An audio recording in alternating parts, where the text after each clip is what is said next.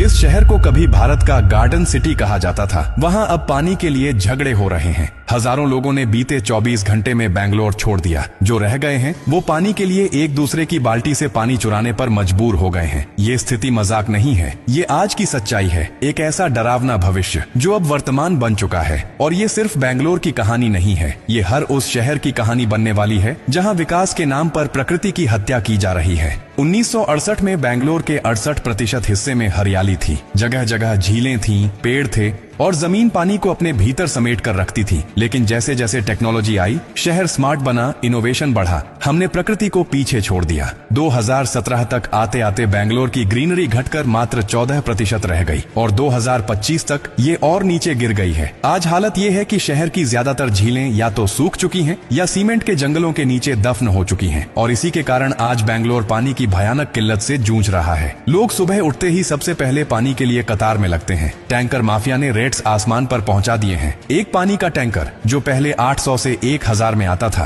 अब 3000 से 5000 रुपए में मिल रहा है। लेकिन पैसे देने के बाद भी गारंटी नहीं कि पानी मिलेगा। कॉलोनियों में झगड़े हो रहे हैं। बच्चों को स्कूल भेजने से पहले घर वाले सोचते हैं क्या हाथ धोने लायक पानी भी बचेगा। और सबसे डरावनी बात यह है कि ये स्थिति कोई अचानक नहीं आई। ये एक धीमा जहर था जो सालों से फैल रहा था और किसी ने ध्यान नहीं दिया। जब झीलों पर मॉल बने, जब पार्किंग के लिए पेड़ काटे गए, जब हर ग्रीन जोन को अपार्टमेंट में बदला गया, तब किसी ने नहीं सोचा कि एक दिन यही तरक्की हमारी बर्बादी बन जाएगी। और अब यही बर्बादी पूरे देश की ओर बढ़ रही है। जो बेंगलोर में हो रहा है वही बहुत जल्द दिल्ली, हैदराबाद, पुणे, मुंबई, लखनऊ और देश के हर उस शहर में होगा जहां लोग सोच रहे हैं कि अभी तो पानी आ रहा है, चिंता किस बात की। यही सबसे बड़ी भूल है। कुदरत जब पलटती है तो धीरे धीरे नहीं, एक ही झटके में सब कुछ छीन लेती है। और तब ना पैसा काम आता है, ना पावर, सिर्फ पछतावा बचता है। आज बेंगलोर में लोग एक एक घूंट पानी के लिए तरस रहे हैं। कल को यही लोग सांस लेने के लिए भी तरसेंगे। क्योंकि जब हरियाली खत्म होती है तो सिर्फ बारिश नहीं रुकती,